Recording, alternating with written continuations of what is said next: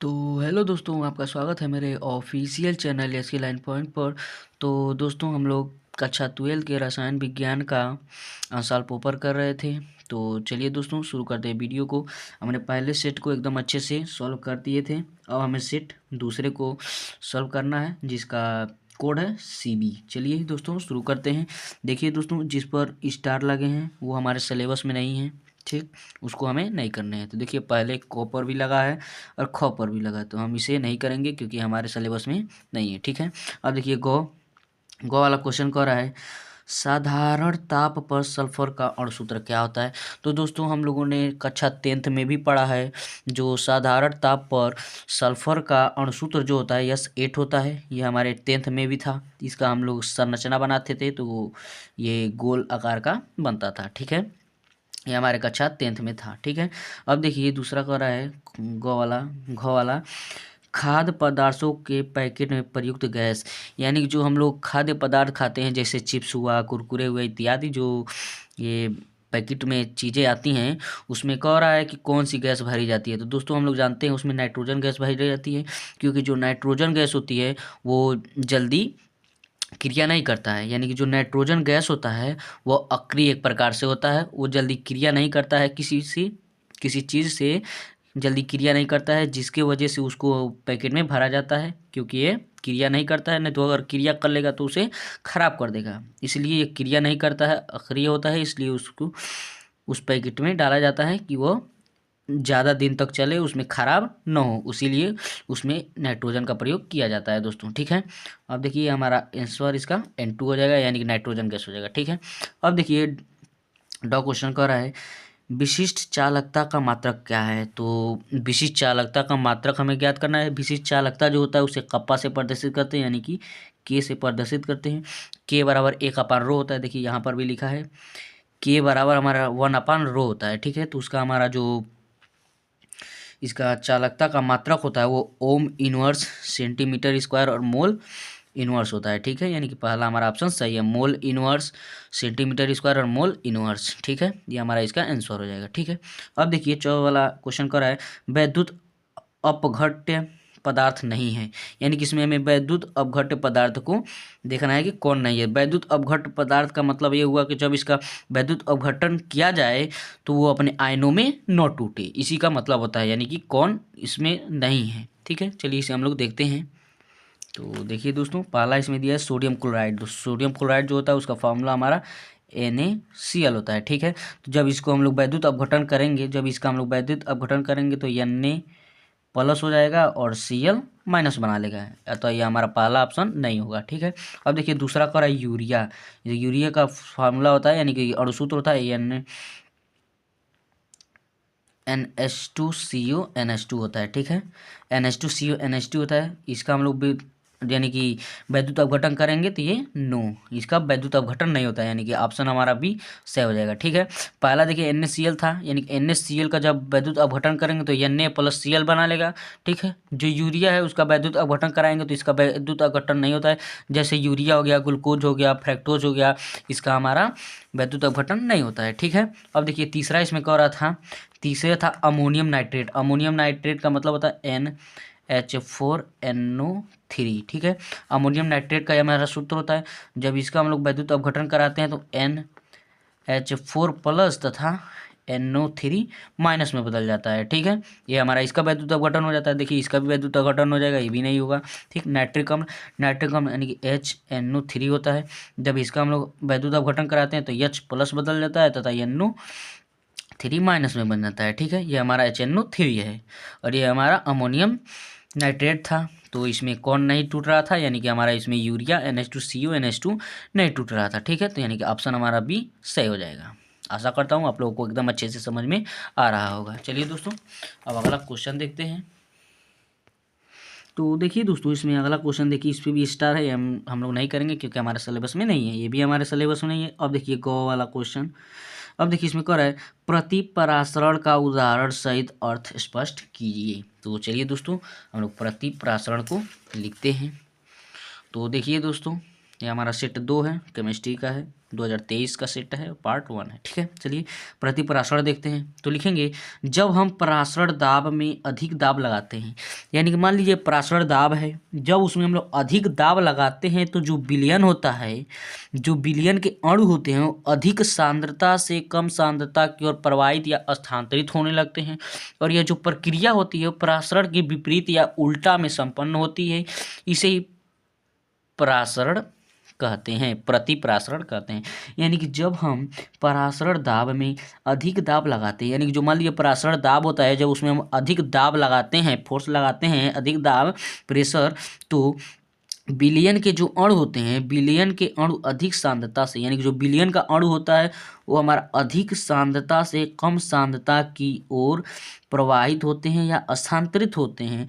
और यह जो प्रक्रिया है दोस्तों, वह क्रिया परासरण के विपरीत यानी कि उल्टे संपन्न होती है, यानी कि उल्टे चरण में संपन्न होती है, इसलिए इसे प्रतिपरासरण कहते हैं। जैसे इसका देखिए उदाहरण में हमारा हो जाएगा समुद्र पानी को पीने योग्य बनाना, यानी कि जो हमारा समुद्र का पानी होता है दोस्तों, उसे हम लोग पानी पीने के योग्य बनाने के लिए उसका हम लोग प्रतिपरासरण कराते हैं।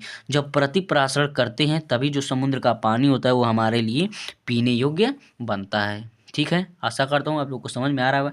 यानी कि जो समुद्र का जो पानी होता है, अगर आप समुद्र के पानी को पीना चाहते हैं एकदम सिंपल वे में, जिस तरह हम लोग पानी पीते हैं, अगर उस तरह, क्योंकि समुद्र का जो पानी होता है दोस्तों वो खारा होता है। ठीक है, तो अगर सिंपल वे में अगर उसमें आप लोग पीना चाहते हैं तो उसका प्रतिपरासरण करके उसको पानी पीने योग्य बनाया जाता है प्रतिपरासरण क्रिया के द्वारा। ठीक है, अब देखिए इसमें अगला क्वेश्चन, अगला घ क्वेश्चन का पहला क्वेश्चन कर रहा है बेंजल्डिहाइड के नाइट्रीकरण में प्रयुक्त इलेक्ट्रोफाइल का नाम और सूत्र लिखिए। यानी कि बेंजल्डिहाइड के नाइट्रीकरण में प्रयुक्त इलेक्ट्रोफाइल का नाम तथा उसका अणुसूत्र या सूत्र लिखना है। तो चलिए दोस्तों इसे हम लोग लिखते हैं।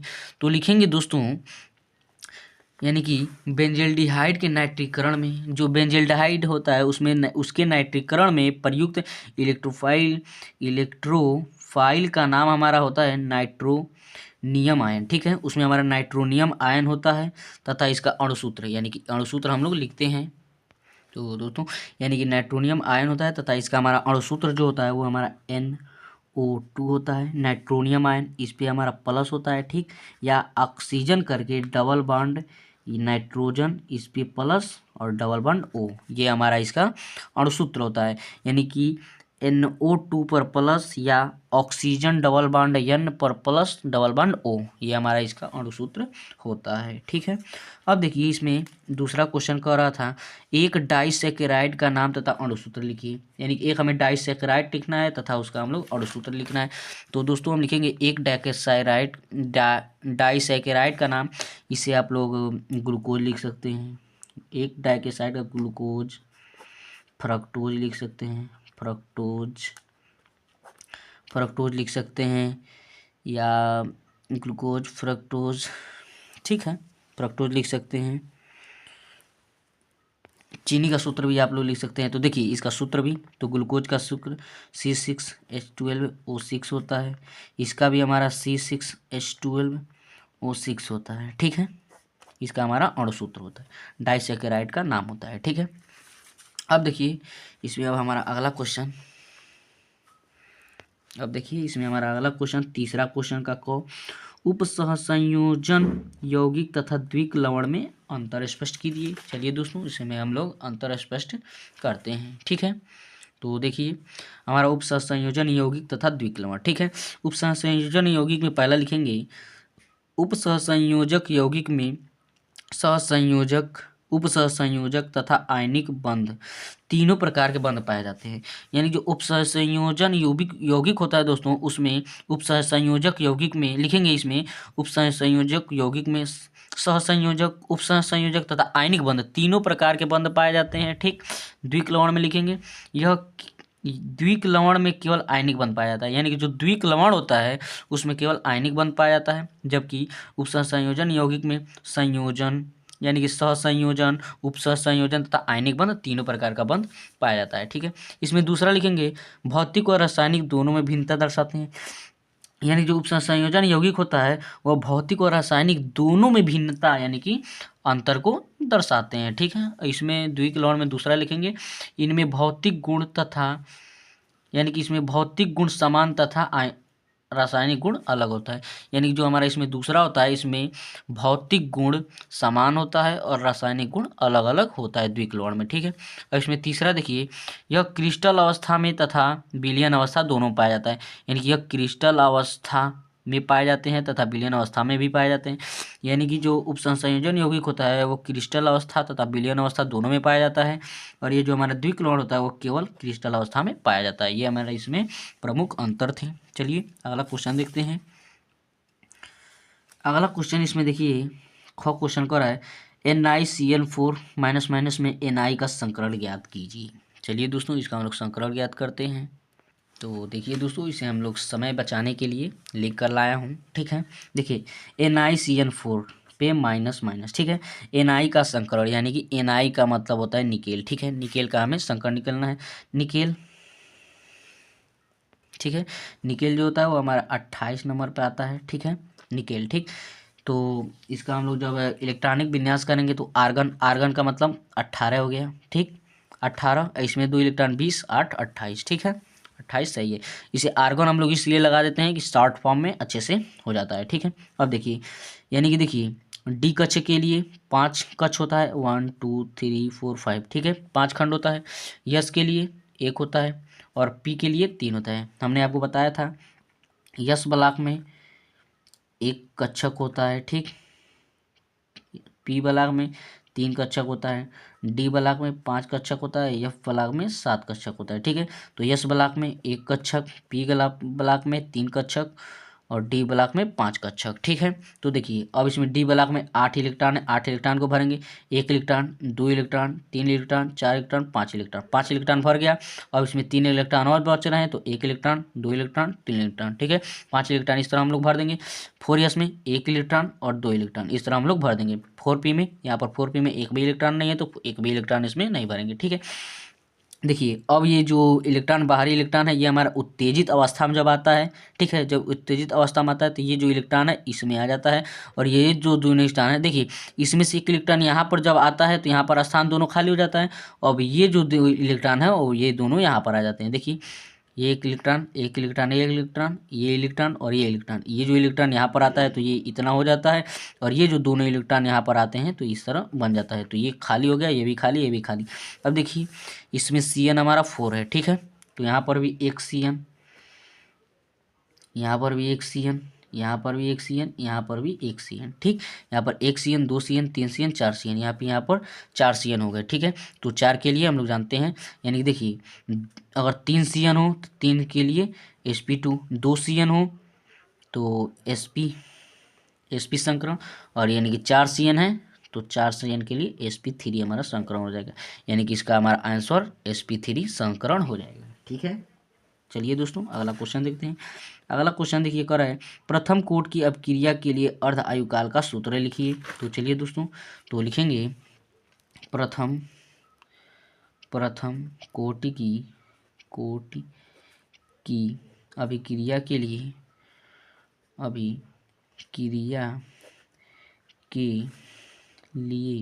यानी कि प्रथम कोट की अभिक्रिया के लिए क्या था, प्रथम कोट की अभिक्रिया के लिए अर्ध आयुकाल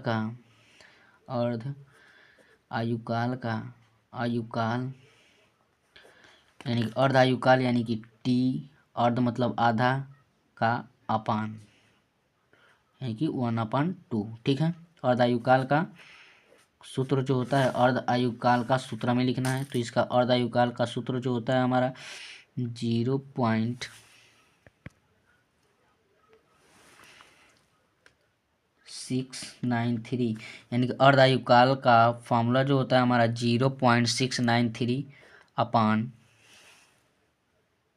के हो जाता है। ठीक है, ये हमारा इसका फॉर्मूला होता है।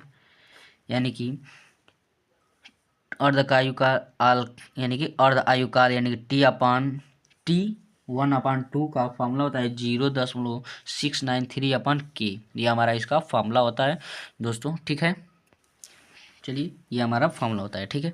अब देखिए इसमें अगला क्वेश्चन कर रहा है K4 FeCN6 में Fe की ऑक्सीकरण संख्या तथा समन्वय संख्या ज्ञात कीजिए। तो चलिए दोस्तों इसमें हम लोग समन्वय संख्या तथा ऑक्सीकरण संख्या को ज्ञात करते हैं, ठीक है। चलिए ये देखिए हमारा क्या है, K4 FeCN6, ठीक है। इसमें हमारे Fe की ऑक्सीकरण संख्या ज्ञात करना है। तो चलिए पहले ऑक्सीकरण संख्या ज्ञात करते हैं। ऑक्सीकरण संख्या, चलिए ऑक्सीकरण संख्या ज्ञात करते हैं, ठीक है। तो इसमें जो हमारे ये संकुल यानी कि इसमें जो Fe है इसका हमारा एक केंद्रीय परमाणु है, ठीक है। ये हमारा केंद्रीय संकुल कर दीजिए, या केंद्रीय है। तो इसका हम संकरण निकालेंगे, ठीक है। तो हम लोग जानते हैं पोटेशियम का 1 होता है, 1 गुणे 4 हो जाएगा, ठीक। जिसका हमें निकालना होता है उसके हम लोग यक्स मान लेते हैं, ठीक है। प्लस Cn का -1 होता है, -1 गुणे 6, ठीक, बराबर इस पे माइनस चार्ज कुछ भी नहीं है तो इक्वल 0 हो जाएगा, ठीक है। ये हमारा 4 हो जाएगा, प्लस ये x हो जाएगा, ये माइनस का 6 हो जाएगा, बराबर 0। अब देखिए +4 में से -6 घटा देंगे तो x -2 बराबर 0, यानी कि x बराबर +2, यानी कि इसका हमारा संकरण जो है, संकरण कर रहे हैं, ऑक्सीकरण जो संख्या है वो +2 हो जाएगा, ठीक है। इसका हमारा ऑक्सीकरण का संख्या 2 हो जाएगा, ठीक। अब इसमें कह रहा था समन्वय संख्या, चलिए समन्वय संख्या इसमें हमें ज्ञात करना है। समन्वय संख्या का हमारा फॉर्मूला होता है लिगेंड्स, ये हमारा लिगेंड्स होता है, लिगेंड्स इंटू दंतीयता होता है, दंतीयता, ठीक है। इसमें हमारा दंतीयता होता है, ठीक है। तो देखिए इसमें जो हमारा Cn होता है वो हमारा लिगेंड है, ठीक। यह हमारा केंद्रीय परमाणु कह सकते हैं, ठीक है। ये हमारा जो Fe है इसमें हमारा केंद्रीय परमाणु है। Cn जो है हमारा ये Fe, हाँ Fe को दंतीयता भी कह सकते हैं, ठीक है। और ये हमारा Cn जो है वो हमारा लिगेंड्स है, ठीक है। अब देखिए इसमें लिगेंड देखिए, लिगेंड हमारे 6 हैं, ठीक है। लिगेंड हमारा 6 दिया है, Cn6 है ना, तो ये हमारा लिगेंड 6 हो गया, गुणे दंतीयता Fe कितना है, 1 ही है, तो Fe का 1 हो जाएगा, 6 बराबर 6, यानी कि इसकी समन्वय संख्या 6 हो जाएगी।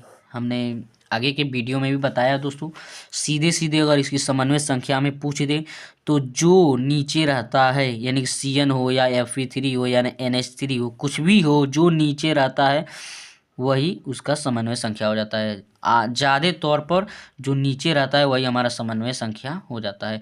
तो जो भी नीचे हो उसको आप लोग लिख सकते हैं समन्वय संख्या के रूप में। मैंने आपको अगले वीडियो में भी बता दिया, यानी कि आगे के जितने वीडियो मैंने बताए हैं उसमें जो अगर इस प्रकार के सवाल आए हैं तो मैंने इसमें बताया है, ठीक है। इसमें समन्वय संख्या 6 हो जाएगी, आप लोग उस तरह भी सीधे लगा सकते हैं, ठीक है। तो अब देखिए चौथा क्वेश्चन का क्वेश्चन क्या कह रहा है प्रथम कोट की अभिक्रिया में, ठीक है। प्रथम कोट की अभिक्रिया में 100 मिनट पश्चात किसी पदार्थ का सांद्रण अपने प्रारंभिक सांद्रण का 99% विघटित हो जाता है। अभिक्रिया के वेग स्थिरांक की गणना कीजिए। तो दोस्तों हमें इसमें अभिक्रिया के वेग स्थिरांक की गणना करना है। चलिए दोस्तों अभिक्रिया के वेग स्थिरांक की गणना करते हैं। तो चलिए दोस्तों इसमें देखते हैं पहले हमें इसमें क्या क्या दिया है, ठीक है।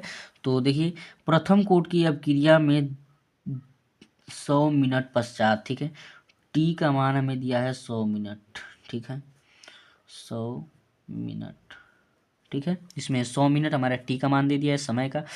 किसी पदार्थ का सांद्रण अपने प्रारंभिक सांद्रण, तो हमारा प्रारंभिक सांद्रण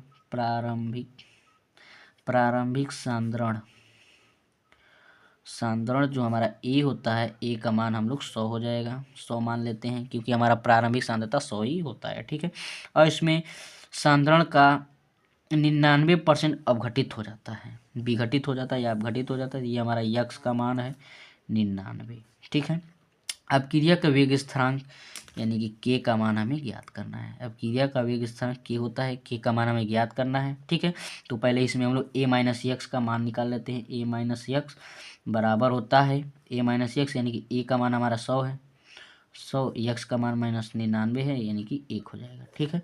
a-x का मान 1 हो जाएगा। अब चलिए इसमें वेग स्थिरांक की गणना करनी है। वेग स्थिरांक के बराबर हमारा फार्मूला होता है 2.3 0.303 अपान टी लॉग ए अपान ए अपान ए माइनस एक्स, ये हमारा इसका फॉर्मूला होता है। ठीक है, तो चलिए फॉर्मूला में अपने मान को पुट करते हैं। तो के बराबर 2.303 अपान टी का मान हमारा 100 मिनट है। ठीक, 100, ये लॉग ए का मान हमारा 100 है और ए माइनस एक्स का मान हमारा 1 है। ठीक है, 1 हो जाएगा। ठीक है, तो ये हमारा के बराबर 2.303 अपान 100 हो जाएगा और लॉग 100 को हम लोग क्या लिख सकते हैं, ये जो 100 है 100/1 यानी कि 100 ही होगा। 100 को हम लोग 10 का पावर 2 लिख सकते हैं, यानी कि 10 का पावर यानी कि 100 ही होता है, तो 10 का पावर 2 लिख सकते हैं। ठीक है, तो ये हमारा के बराबर हो जाएगा 2.303 अपान 100 और ये जो दो है वो बाहर यानी कि इधर आ जाएगा, 2 लॉग बेस 10 हो जाएगा। ठीक, और हम लोग जानते हैं कि लॉग बेस 10 बराबर 1 होता है। ठीक है, लॉग बेस 10 बराबर 1 होता है। ठीक है, तो के बराबर हो जाएगा, के बराबर 2.303 अपान 100 गुणा 2 गुणे 1 हो जाएगा। ठीक है, तो इसका मान हमारा 2.303 अपान 100 गुणा 2 हो जाएगा, यानी कि इसे 2 से काट भी सकते हैं, 2 से 50 बार में कट जाएगा, यानी कि इतना हमारा हो जाएगा 2.303 अपान 50। ठीक है, ये हमारा इसका आंसर हो जाएगा, इसका मिनट। आप लोगों को इसका मान सॉल्व करना है। ठीक है, इसको आप लोग सॉल्व करना है तथा कमेंट बॉक्स में इसका आंसर देखना है। ठीक है, आंसर डालना है, मैं उसमें आंसर देखूंगा और बताऊंगा कि आप लोगों का आंसर सही है या गलत है। कमेंट बॉक्स में आप लोग इसका आंसर जरूर दीजिएगा, इन दोनों को सॉल्व कीजिएगा, ये मिनट में इसका आंसर आएगा। ठीक है, के का मान है, मिनट में इसका आंसर आएगा, इसे आप लोग भाग देकर कमेंट बॉक्स में इसका आंसर दीजिएगा। ठीक है, हम उस पर बताएंगे कि आपका आंसर सही है या गलत है। ठीक है, आशा करता हूँ आप लोग को एकदम अच्छे से समझ में आ रहा होगा। ठीक है, अब देखिए इसमें अगला क्वेश्चन कह रहा है चालकत्व। ठीक है, और इस क्वेश्चन में दोस्तों क्वेश्चन लिख कर बताइएगा कि चौथे क्वेश्चन का क्वेश्चन का आंसर है। ठीक है, अब देखिए इसमें कह रहा है चालकत्व हमें लिखना है। चालकत्व को सी से प्रदर्शित करते हैं। चालकत्व हमारा क्या होता है, यानी कि प्रतिरोध के व्युत्क्रम को, यानी कि प्रतिरोध के उल्टे को, प्रतिरोध यानी कि आर होता है, ये हमारा प्रतिरोध होता है, प्रतिरोध का मात्रक ओम होता है। ठीक है, तो यानी कि प्रतिरोध के प्रतिलोम को, प्रतिलोम का मतलब होता है उल्टा, यानी कि उल्टा को, यानी कि प्रतिरोध के उल्टे को या व्युत्क्रम को ही चालकत्व कहते हैं। इसे ओम से प्रदर्शित करते हैं, यानी कि ओम देखिए सी बराबर 1/r, तो जब हम लगा आर यानी कि प्रतिरोध का मात्रक क्या होता है, ओम होता है, प्रतिरोध का मात्रक ओम होता है, तो इसका व्युत्क्रम क्या हो जाएगा, यानी कि आर इनवर्स, यानी कि प्रतिरोध इनवर्स हो जाएगा। प्रतिरोध का मतलब ओम होता है, यानी कि ओम इनवर्स हो जाएगा। ठीक है, चलिए इसे हम लोग लिखते हैं। तो चालकत्व लिखेंगे दोस्तों, चालकत्व में लिखेंगे प्रतिरोध के व्युत्क्रम को, यानी कि प्रतिरोध के व्युत्क्रम को चालकत्व कहते हैं, इसे सी से प्रदर्शित करते हैं। ठीक है, यानी कि चालकत्व के व्युत्क्रम को प्रतिरोध के व्युत्क्रम को चालकत्व कहते हैं, यानी कि प्रतिरोध का जो व्युत्क्रम होता है उसे चालकत्व कहते हैं, इसे सी से प्रदर्शित करते हैं। सी बराबर 1/r होता है। ठीक है, 1/r, आर का मात्रक हमारा ओम होता है। ठीक, तो ये हमारा 1/ओम हो जाएगा, तो जब इसे हम लोग ऊपर लाएंगे तो ये हमारा ओम इनवर्स हो जाएगा, यानी कि सीधे सीधे कह देंगे जो सी होता है यानी कि चालकत्व होता है, चालकत्व का मात्रक ओम इनवर्स होता है। ठीक है, अब देखिए इसमें अगला क्वेश्चन कर रहा है सेल नियतांक को परिभाषित करना है। चलिए, तो सेल नियतांक में लिखेंगे, सेल नियतांक यानी कि किसी सेल के दो समांतर इलेक्ट्रोडों, यानी कि मान लीजिए कोई सेल है, सेल के दो समांतर इलेक्ट्रोडों के बीच की दूरी, यानी कि दो समांतर इलेक्ट्रोडों के बीच की दूरी तथा इलेक्ट्रोड के अनुप्रस्थ के परिच्छेद क्षेत्रफल का अनुपात, यानी कि दो समांतर इलेक्ट्रोडों के बीच की दूरी तथा इलेक्ट्रोड के अनुप्रस्थ के परिच्छेद क्षेत्रफल का अनुपात ही सेल नियतांक कहलाता है, यानी सेल नियतांक बराबर होता है L/A। ठीक है, एल हमारा इसमें लंबाई हो जाएगा या समांतर इलेक्ट्रोडों के बीच की दूरी हो जाएगा। ये हमारा एरिया यानी कि क्षेत्रफल हो जाएगा, यानी कि इसका मात्रक हमारा सेंटीमीटर इनवर्स या मीटर इनवर्स होता है। ठीक है, ये हमारा सेल नियतांक का मात्रक होता है। अब देखिए इसमें अगला क्वेश्चन, ये हमारा स्टार वाला, ये हमारा कटा हुआ है। ठीक है, अब देखिए घ क्वेश्चन कर रहा है 27 डिग्री सेल्सियस ताप पर यूरिया अणुभार 60 दिया है कि 50% जलीय विलयन का प्रासरण दाब ज्ञात कीजिए। इसका हमें प्रासरण दाब यानी कि पी का मान ज्ञात करना है। चलिए दोस्तों, आर का मान हमें दिया है 0.0823 ठीक है, लीटर वायुमंडलीय केल्विन इनवर्स या मोल इनवर्स यानी कि एटीएम सीधे लिख दीजिए। ठीक है, चलिए इसे हम लोग सॉल्व करते हैं। तो दोस्तों इसमें हम लोग पहले देखेंगे इसमें हमें क्या क्या दिया है। ठीक है, तो ये हमारा चौथे क्वेश्चन का कितना है, चौथे क्वेश्चन का घ क्वेश्चन है। इसमें पहले हम लोग देखते हैं इसमें हमें क्या क्या दिया है, सॉल्व। ठीक है, तो इसमें देखेंगे 27 डिग्री सेल्सियस ताप यानी कि टेम्परेचर, टी का मान हमें दिया है 27 डिग्री सेल्सियस। तो देखिए दोस्तों इसमें डिग्री सेल्सियस में मान दिया है और ये हमारा उत्तर हमारा केल्विन में लाना है। ठीक है, तो केल्विन के लिए 27 प्लस 273 कर देंगे, ये हमारा केल्विन में इसका मान हो जाएगा। तो इसमें जब जोड़ेंगे तो 7 3 10 को 0 हासिल 1 हो जाएगा, 7 3 10 को 0 हासिल 1 हो जाएगा और 27 में 2 जोड़ेंगे 29, 29 एक हासिल 30 हो जाएगा, यानी कि 300 केल्विन हो जाएगा। ठीक है, ये हमारा इसका मान 300 केल्विन हो जाएगा। ठीक है, 300 केल्विन हो जाएगा। अब देखिए इसमें आगे क्या दे रहा है, यूरिया अणुभार यानी कि यूरिया का अणुभार दिया है, यूरिया NH2CONH2 का अणुभार दिया है, अणुभार 60 ग्राम। ठीक है, ये हमारा इसका अणुभार 60 ग्राम दिया है। ठीक है, अब इसमें देखिए 50% W/V यानी कि हमारा आयतन का मान दे रहा है। जलीय विलयन का प्रासरण दाब पी का मान हमें ज्ञात करना है, पी का मान हमें इसमें ज्ञात करना है। आर का मान देखिए दिया है, आर बराबर ये 0.0821 ATM। ठीक है, तो चलिए इसमें हमारा फार्मूला लगाते हैं। फार्मूला यानी कि पी बराबर हमारा होता है एन नहीं CRT। ठीक है, सी हमारा सांद्रता होता है, आर हमारा गैस नियतांक कर लीजिए यानी कि टी हमारा टेम्परेचर होता है, पी हमारा प्रासरण दाब होता है। ठीक है, तो चलिए इसके लिए हमें पहले सी का मान ज्ञात करना होगा। तो सी का मान हम मोलरता से निकाल लेंगे, मोलरता, या उसका सी का फार्मूला लगा कर भी आप निकाल सकते हैं। मोलरता का फार्मूला होता है विलेय का भार, विलेय का भार। ठीक है, विलेय का भार अपान विलेय नहीं विलयन का अणुभार, अणुभार। ठीक है, विलायक का अणुभार होगा, विलायक। ठीक है, तो चलिए